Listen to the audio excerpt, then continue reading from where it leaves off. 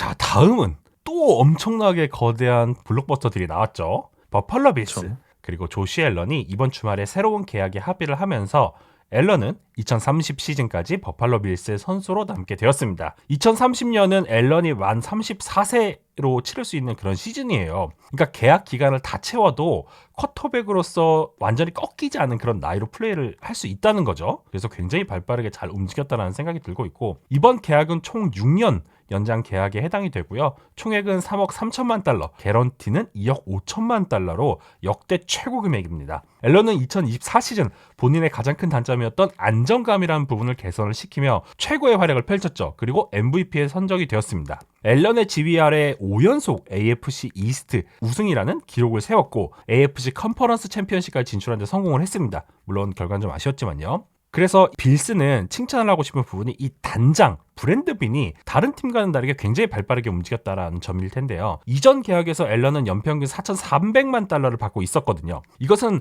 당시 NFL 쿼터백 중에 14위에 해당하는 수치였죠. 그리고 지난 오프 시즌부터 쿼터백들의 몸값이 천정부지로 올라가고 있는 그런 상황이었기 때문에 이전 계약을 체결했을 것처럼 사람들이 물음표를 던질 때 빠르게 계약을 해서 훗날 봤을 때 해자 계약으로 기억이 됐던 것처럼 이번에도 시작의 움직임보다 굉장히 빠르게 움직였어요. 이번 계약은 연평균 금액이 5,500만 달러로 전체 2위인데 보장 금액은 역대 최고의 규모 자체가 역대 최고 수준을 훨씬 초과한 케이스라서 앨런 입장에서도 연평균 금액 자체는 1위가 아니지만 굉장히 만족스러운 계약이 되었을 거라고 생각이 되고 있어요. 또한 추가적으로 빌스는 전체 샐러리 캡에서 1,000만 달러 수준의 캡 스페이스가 이번에 확보되었을 것으로 예상이 되고 있기 때문에 이 계약은 좀 굉장히 칭찬을 해주고 싶네요. 이거는 정말 단장 이 브랜든 빈에게 찬사를 보내야 되는 계약이라고 생각을 합니다. 과거에도 빠르게 6년 계약을 통해서 연평균 4,300만 달러라는 이 시장 금액보다 훨씬 저렴하게 조시 앨런을 써왔잖아요. 이제 또 같은 현상이 반복되는 거죠. 조시 앨런은 이번 계약으로 2030년까지 5,500만 달러 연평균 금액으로 쓸 수 있게 된 거예요. 사실 지금도 어찌 보면 많은 금액이라고 볼 수 있지만 앨런이 지금까지 보여준 어떤 능력들을 생각한다면 전 이것도 비싼 금액은 비싼 것도 아니다라고 생각을 하거든요. 나름 싼 금액에 잘 잡았다라고 생각을 해요. 제가 사실 옛날에 조던 러브에게 10년 계약을 줘야 된다고 주장하면서 했던 말이 결국은 앞으로 탑 쿼터백들이 2017, 18, 2027, 28년도에 다 계약이 끝나요. 라마 잭슨이 28년도에 계약이 끝나고요. CJ 스트라우드도 28년에 새로운 계약이 시작되는단 말이죠. 그럼 그때는 정말 연평균 7,500만 달러의 시대가 분명히 올 겁니다. 근데 만약에 앨런이 연장 계약을 여기서 안 했다면 똑같이 2028년에 계약이 끝나거든요. 그때 그럼 빌스는 앨런에게 또 어마어마한 정말 7천만 달러, 7,500만 달러 계약을 줬어야 했겠죠. 근데 이 단장은 이번에도 또 발빠른 움직임으로 5,500만 달러에 앨런을 뭐 2, 3년 더 싸게 쓸 수 있게 된 거죠. 그래서 이런 전략은 제가 볼 때는 빌스가 계속해서 구단을 운영하면서 가져가려고 하는 것 같아요. 2028, 뭐 2027 이때도 지금처럼 또 같은 전략으로 계약 금액을 또 살짝 올려주면서 과하게 돈을 주지 않는 그런 그림을 또 가져가지 않을까 싶기도 합니다. 그래서 이게 정말 단장이 일을 잘하면 이 계약도 정말 이렇게 좋아 보일 수 있구나. 그렇게 생각을 하게 되는 그런 계약이었던 것 같습니다. 맞습니다. 또한 조시 앨런 계약에 앞서서 칼릴 샤키를 계약을 했죠. 그리고 그 다음 타자가 라인베커인 터렐 버나드였어요. 선수에 대한 계약은 4년 5천만 달러 규모의 계약인데 이중 개런티가 2,520만 달러로 과반을 상회하는 그런 계약이었어요. 좀 과하다라고 생각하시는 분들도 계실 텐데 저는 굉장히 합리적인 계약이었다고 생각을 하고요. 이것은 이번 시즌 오프볼 라인베커 중에 6위에 해당하는 수치인데 현재 얼마나 팀이 버나드를 신뢰하고 있는지 확인시켜주는 대목이에요. 후술하겠지만 지금 현재 오프볼 라인베커들의 몸값이 굉장히 가파르게 올라가고 있거든요. 그럼에도 불구하고 가장 많은 돈을 지불하지 않고 이 팀의 중심을 잡아줄 수 있는 선수를 잡았다는 거죠. 버나드 같은 경우에는 커리어 초기를 대부분 스페셜 팀에서만 활약을 했어요. 그리고 23년 시즌에 트레메인 에더먼즈가 팀을 떠난 뒤에 본격적으로 주전 자리에 이 친구를 앉혀놨는데 너무 잘하는 거예요. 맨 밀러나와 함께 이 선에서 굉장히 중심을 잘 잡아주는 선수로서 활약을 했고 밀라노가 부상을 당해서 막 힘들어하는 그런 와중에서도 온전하게 팀 리더로서 확실하게 신뢰를 받고 있는 모습을 보여주고 있습니다. 또한 이 계약이 중요한 것은 결국에는 맨 밀라노 때문이에요. 밀라노가 사실 이번 시즌 또는 다음 시즌에 이탈할 수 있는 가능성이 굉장히 높거든요. 밀라노의 계약은 내년까지인데 다음 시즌에 밀라노가 31세가 돼요. 그리고 지금 현재 장기 부상 이슈가 있죠. 그렇기 때문에 장기적으로 주전 라인베커를 확보하는 것이 굉장히 중요한 이슈였는데 빌스가 이것에 대한 대처도 굉장히 잘했다라고 정리를 할 수 있겠습니다. 또한 추가적으로 칼릴 샤키르, 터렐 버나드에 이어서 그렉 루소에 대한 계약까지 마무리를 지었어요. 이로써 샤키르, 버나드, 루소, 여기에 조시 앨런까지 굉장히 장기 계약, 장기 플랜을 잘 짜놨다라고 이야기를 할 수가 있고, 특히 샤키르, 버나드, 루소 같은 경우에는 계약이 2029년까지예요. 그래서 핵심 전력들을 장기적으로 고정하는 그런 영향을 받게 되었습니다. 루소의 재계약은 어떻게 보면은 팀 입장에서 굉장히 당연했어요. 의심할 여지 없이 지난 시즌 빌스 디펜스에서 가장 뛰어나고 일관성 있는 플레이를 보여준 디펜스 선수라고 할 수가 있거든요. 특히 루소 같은 경우에는 필름을 보면 아시겠지만 좌우 정렬을 가리지 않고 굉장히 프레셔를 잘하는 선수라고 할 수가 있어요. 패스러시 유효타가 굉장히 잘 나와요. 위치에 상관없이. 그래서 개인적으로는 이 선수가 계속 성장하고 있는 모습이 포착되는 부분이 인상적이라고 생각이 하는데, 지금 나이가 굉장히 좋거든요. 4월이 되면 그제서야 25살이 돼요. 굉장히 젊어요. 그래서 루소에 대해서도 이 선수의 성장 가능성을 믿고 빠르게 계약을 한 것이 굉장히 유효하다는 생각이 들고 있어요. 그리고 엣지 러셔로서 이 몸값이 12위에 해당되거든요. 연평균 셀러리가. 그래서 빌스는 현재 조시 앨런 때도 그랬지만 이 성장하고 있는 선수에게 적절한 금액으로 계약을 잘 체결하는 부분이 이 팀이 지금 현재 잘 나가고 있는 그런 상승세에 분명히 영향을 끼치고 있다고 생각이 되고 있어요. 뭐 이거는 앨런과 루소뿐만 아니라 스펜서 브라운한테도 굉장히 유사한 형태로 계약을 추진했었죠. 그렇기 때문에 이 브랜드 빈이라는 단장의 운영 능력이 앞서 말씀드린 그런 팀들과 다르게 굉장히 빛난다라는 생각을 하고 있습니다. 그렇죠. 정말 두 선수 모두 이 프론트 세븐에서 핵심적인 역할을 했던 선수고, 보고 있으면 딱 벵갈스랑 정반대의 운영을 하고 있다는 게 느껴지죠. 벵갈스는 정말 최대한 안 주려고 어떻게든 끌고 있는 반면에, 빌스는 최대한 빠르게 움직여서 시장가보다 더 싼 값에 선수를 쓰고 있습니다. 물론 버나드와 루소가 이 핸드릭슨, 체이스만큼 어떤 포지션에서 아주 탑급의 선수들은 아니기 때문에 살짝 뭐 경우가 다르다고 할 수는 있겠지만, 어쨌든 구단이 움직이는 방향성이 빌스는 너무 똑똑하고 빠르게 잘 움직이고 있는 것 같다, 이렇게 정리할 수 있을 것 같습니다. 추가적으로 본 밀러와 작별을 빌스는 선택을 했죠. 그렉 루스와 계약 연장을 체결한 바로 다음날 해당 소식을 전하게 됐는데, 뭐 이것은 사실 완벽한 작별은 아닐 수가 있어요. 그래서 빌스는 실제로 밀러의 복귀 가능성 자체는 열어두고 있는 그런 상황이라고 보시면 될 것 같은데, 이 그렉 루스와 앨런의 계약을 위해서라도 2025년도 셀러리 캡 스페이스를 조금 확보해야 되는 그런 상황이었어요. 근데 밀러를 방출함으로써 캡을 840만 달러를 확보를 했거든요. 이게 가능했던 이유는 밀러는 이번 시즌에 개런티 금액이 전혀 없었고요. 곧 36세가 되는 그런 상황이었어요. 그런데 이 선수에게 2,400만 달러에 해당하는 캐피티를 할당을 할 수가 없잖아요. 밀러를 뎁스에 포함시킬 이유가 전혀 없었기 때문에 일단 밀러를 컷하기로 결정을 했습니다. 물론 밀러 같은 경우에는 33세에 FA에서 대형 계약을 받으면서 빌스에 합류하긴 했죠. 하지만 이번 최근 시즌에는 체력 저하 그리고 ACL 부상 등으로 인해서 이전 기량을 찾아보기가 조금 어려웠고, 지난 시즌에는 더더욱 제한된 스냅에서만 참여를 한 그런 모습을 보였기 때문에 주전에 해당하는 몸값을 주기에는 빌스 입장에서 좀 어려웠습니다. 하지만 여전히 백업 자원으로서는 가능성이 있거든요. 그래서 굉장히 염가에 빌스에 다시 합류할 가능성은 있어 보인다라고 이해해 주시면 좋을 것 같습니다. 개인적으로 본 밀러는 이제 보내주는 게 맞는 것 같습니다. 물론 말씀해 주신 것처럼 패스다운에서 확실한 카드이긴 하지만, 루소를 코어로 새로운 선수를 뽑고 성장시키는 게 어쨌든 돈을 잘 쓰는 방법이 아닐까 생각이 되고, 이번에 계약을 보면서 정말 빌스는 일 참 잘한다. 그래서 앞으로 뭐 제임스 쿡, 뭐 벤포드 이런 선수들에게 또 계약을 줘야 될 텐데, 이 선수들에게도 또 합리적인 계약을 주지 않을까, 또 기대를 하게 만드는 그런 계약이었던 것 같습니다. 말씀해주신 것처럼 지금 앨런 같은 선수들을 위시로 팀의 코어들을 장기간 장착시키는 데는 성공을 했는데, 2026년도에 FA가 되는 선수들이 굉장히 여러 명이 있죠. 제임스 쿡, 코너 맥거번, 뭐 크리스티안 벤포드, 에드워즈, 이런 선수들에 대한 대비도 해야 되기 때문에 이런 플랜을 미리미리 세우기 위해서 이렇게 2025년도에 굉장히 빠르게 움직임을 가져가지 않았나라는 생각이 들고 있습니다. 차저스 우승님께서 말씀해주신 것처럼 본 밀러가 빌스 서드다운 스페셜리스트로 굉장히 좋은 모습을 보였었죠. 나이도 나이인지라 딱 본 밀러가 그 30살부터 기량이 꺾인 선수의 대표적인 케이스가 아닌가.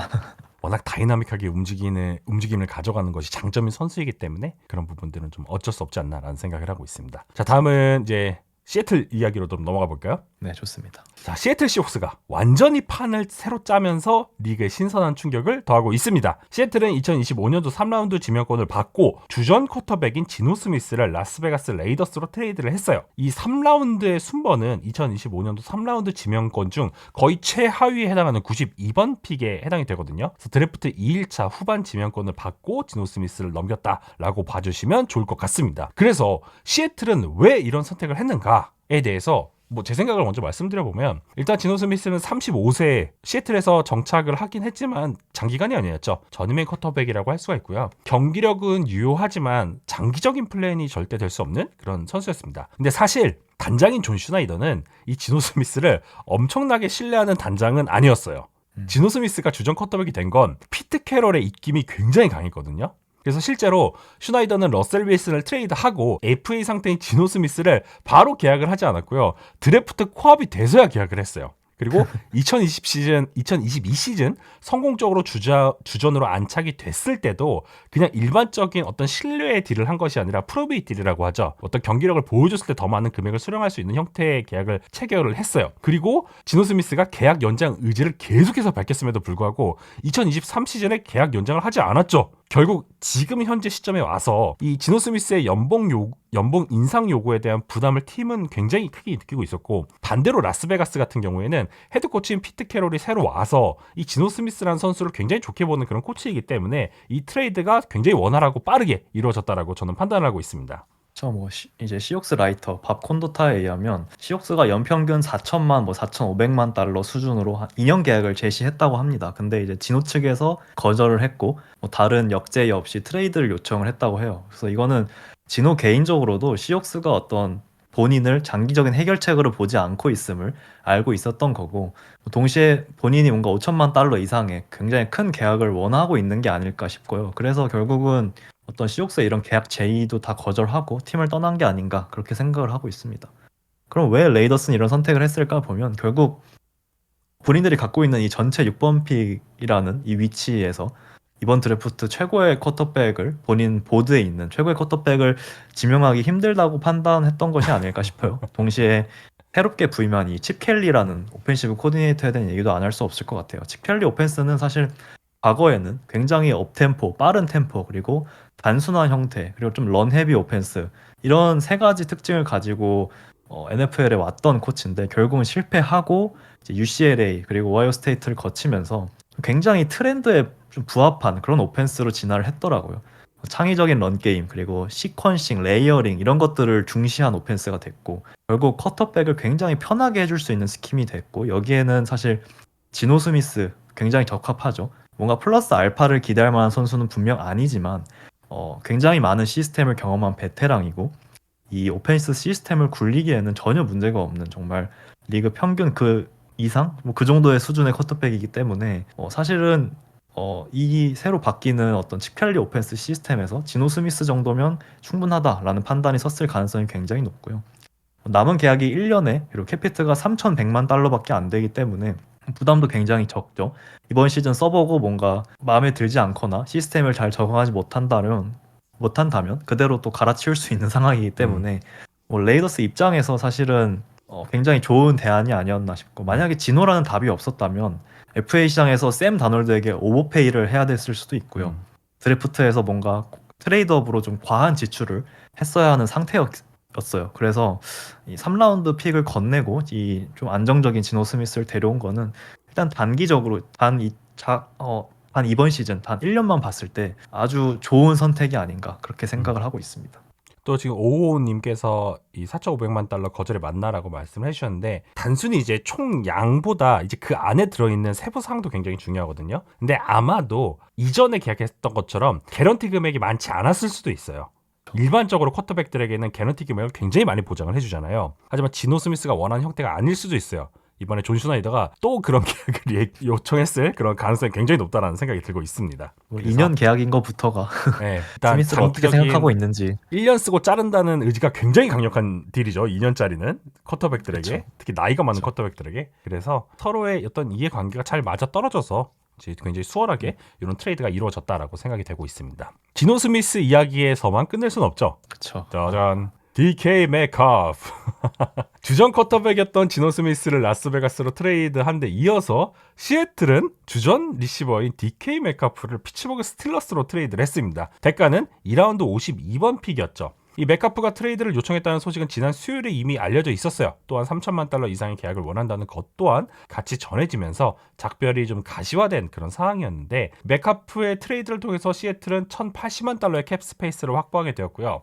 지금 현재 가장 시급한 오펜시브 라인 보강에 조금 더 열을 올릴 수 있는 상황이 되었습니다. 반대로 스틸러스 입장에서는 게임 체인저급인 리시버를 항상 원해왔는데, 이미 검증된 리그 상위 수준의 리시버를, 최상위는 아니고 상위 수준의 리시버를 드디어 확보했다라는 데서 굉장히 의미가 있는 딜이라고 생각이 됩니다. 지난 트레이닝 캠프에서 이미 스틸러스는 브랜든 아이육을 영입하기 직전까지 갔었죠. 근데 당시에는 좀 이게 잘 안 됐는데, 이번에는 딜이 꽤 순조로웠던 것으로 판단이 되고 있어요. 이미 존 슈나이더와 시애틀의 프런트 오피스 역시도 메카프에 대한 마음을 많이 비웠던 것으로 판단이 되고 있고요. 오마르카는 이번 결정은 2019년도 1라운드 민카 피츠패트릭을 트레이드한 이후에 가장 큰 규모의 트레이드가 되겠습니다. 그리고 메카프는 5년 1억 5천만 달러짜리 새로운 딜에 합의를 한 그런 상황이죠. 이거는 사실 제 생각에는 시옥스의 엄청난 승리가 아닐까 싶어요. 이게 DK 메카프는 물론 뛰어난 리시버 맞죠. 나이도 28살로 어린 편이고요. 근데 이 선수에게 연평균 3천만 달러를 줄 가치가 있을까라고 생각해보면 저는 아니라고 봅니다. 지금 3천만 달러를 받는 리시버들이 뭐 아몰라 세인트 브라운, 타이릭 힐, 브랜든 아이육 정도인데, 브랜든 아이육은 뭐 그렇다고 치고, 이게 메카프의 실링이 솔직히 이 아몰라 세인트 브라운 그리고 타이릭 힐 급에 미치냐라고 봤을 때 그거는 아니라고 보거든요. 분명 필드를 수직적으로 찢어줄 수 있는 아주 귀한 자원이지만 이 모든 라우트에서 동일한 퀄리티를 보장받기 힘든 선수이기 때문에 캐릭터 이슈도 분명히 있고요. 그래서 뭔가 뭐 제이님께서 말씀하셨듯이 뭔가 진짜 최상위의 레벨에 있는 리시버는 아니다, 이런 판단이 들어서 시옥스도 아마 같은 생각을 했던 것 같아요. 마침 계약이 1년 남았고 이 선수에게 3천만 달러를 줄 가치가 없었기 때문에 이 시점에서 2라운드 픽을 받아냈다는 거, 저는 굉장히 좋은 트레이드였다고 보고, 시옥스 프론트 그리고 팬분들도 나름 만족스럽게 보실 딜이 아닌가 그렇게 생각을 하고 있습니다. 존 슈나이더가 조금 더 사기를 쳤어야 되는데 조금 더 받았어야 되지 않나 라는 생각이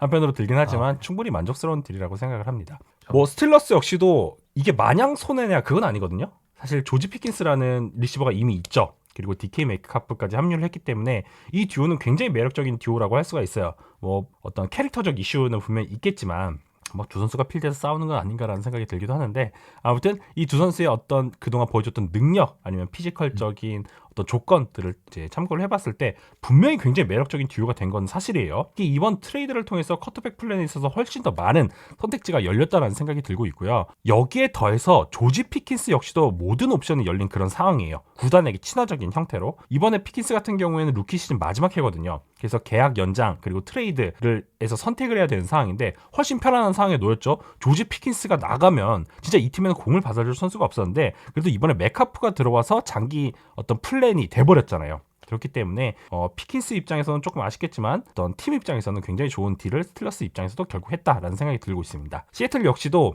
원래 이 메카프가 요구했었던 약 3,300만짜리 그런 계약을 맺는 것을 본인들이 원하지 않았기 때문에 이렇게 트레이드를 하게 됐고, 결국에는 이 딜을 통해서 셀러리 캡 유동성을 더 확보하게 되었습니다. 그쵸. 사실 스틸러스가 왜 이 트레이드를 했을까라고 보면 결국 제이님께서 말씀해 주셨지만 스틸러스가 브랜든 아이육에도 관심이 있었고, 심지어 작년 시즌 도중에 뭐 마이크 윌리엄스까지 데리고 왔을 만큼 피킨스 외에 어떤 확실한 리시버를 찾는 것이 굉장한 목표였어요. 근데 지난 시즌도 결국 그 어떤 선수도 확실한 입원이 되어주지 못했죠. 그래서 맥캐프란 선수는 어쩌면 오히려 피킨스보다 더 뛰어난 활약을 해줄 수 있는 선수고, 지난 시즌 이 저스틴 필즈 그리고 러셀 윌슨이 굉장히 좋았던 시기를 생각해보면 결국 이 나지 해리스로 열심히 파운딩을 하면서 헐거워진 후방을 이 여러 가지 딥패스들이 계속해서 터져줄 때, 이때가 가장 이 두 쿼터백이 좋았던 때라고 전 생각을 하거든요. 게다가 이제 아서 스미스라는 정말 리그에서 굉장히 긴 라우트를 조합한 이 투맨 컨셉을 정말 많이 쓰고 잘 쓰는 코치이기 때문에 이 피킨스 그리고 맥캐프 조합은 여기서 너무 특화돼 있는 선수들이다. 그렇기 때문에 스킴적으로도 뭐 굉장히 잘 어울리는 두 선수가 함께 했다라고 보면 될 것 같고요. 스틸러스의 1번 플랜 이제 쿼터백은 그럼 누가 될 거냐 하면은 결국은 러셀 윌슨이 1번이 아닐까 싶어요. 이 둘을 데리고 온 것도 결국은 과거에 이제 렛 러스 쿡이라고 하죠. 엄청 이 러셀 윌슨의 어떤 뒷볼을 다시 한번 또 살려주기 위한 그런 영입이 아닐까 그렇게 생각도 해보고요. 어쨌든 러셀 윌슨이 아니더라도 어떤 쿼터백이 와도 결국은 패스를 받아줄 확실한 리시버가 두 명이나 있다는 거는 팀 입장에서는 확실히 좋은 확실한 보강을 해놨다라는 점에서 뭐 스틸러스도 그렇게 손해는 아니다라고 볼 수 있겠죠. 네, 잘 들었습니다.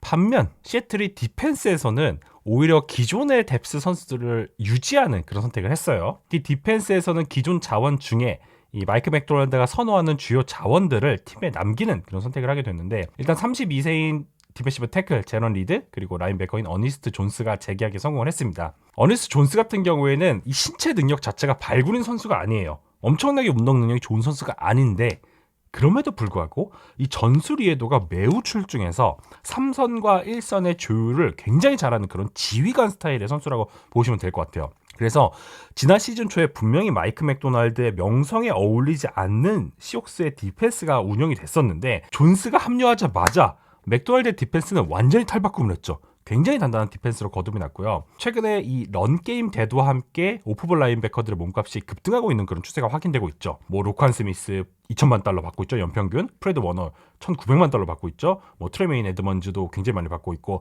잭 본도 1,700만 달러 받고 있고, 닉 볼튼도 이번에 1,500만 달러 받고 있죠. 근데 어니스트 존스는 이번에 계약을 통해서 연평균 1,100만 달러 이렇게 생각을 하면은 뭐 존스가 엄청나게 많은 걸 보여준 선수는 분명히 아니지만 굉장히 적절한 가격이었다라는 생각이 되고 있고요. 팀 입장에서는 반드시 필요했던 그런 계약이라고 생각이 되고 있습니다. 또 추가적으로 제런 리드 같은 경우에는 뭐 다른 팀들을 여러 팀 돌다 오긴 했지만 어쨌든 시애틀에서 2016년도 2라운드에 지명이 돼서 좋은 활약을 펼쳤던 선수죠. 유효한 색과 프레셔를 선보일 줄도 알고, 최근에는 레어드 윌리엄스 그리고 바이런 머피와 함께 굉장히 다양한 로테이션을 하면서 경기를 굉장히 잘 풀어왔기 때문에 굉장히 좋은 선택이지 않았나라는 생각이 들고 있습니다. 또한 저희가 장표에 정리는 하지 않았지만 이 3순위 코너백인 조시 좁까지 이번에 계약을 했거든요. 그러면서 여태까지 돈 먹는 하마이자 완전히 잉여 자원이었던 드레몬트 존스를 제외한 거의 모든 주전을 현재 유지하게 된 시애틀이라고 할 수가 있겠습니다. 펜스로 진짜 1을 내지 않을까 싶은데요, 이번 시즌. 뭔가 보여줄 그럴 좋은 상황이 온 것 같아요, 시옥스 입장에서는. 그래서 최근 이 트레이 핸드릭슨 얘기도 좀 나오고 있더라고요. 시애틀에서 이번에 좀 캡을 많이 확보를 했기 때문에 1, 2년 좀 확실하게 쓸 수 있는 자원을 좀 데려오면 어떨까, 네임드 패스러셔를 데려오면 어떨까라는 그런 의견들도 굉장히 많아서 좀 지켜보시면 좋을 것 같습니다. 마침 벵갈스가 2, 3라운드를 원하고 있다라고 하는데 스틸러스에 받은 걸 벵갈스로? 나쁘지 않은 딜이 될 것 같습니다, 이거. 한번 지켜보도록 하겠습니다. 조만간 또 뉴스가 나오겠죠.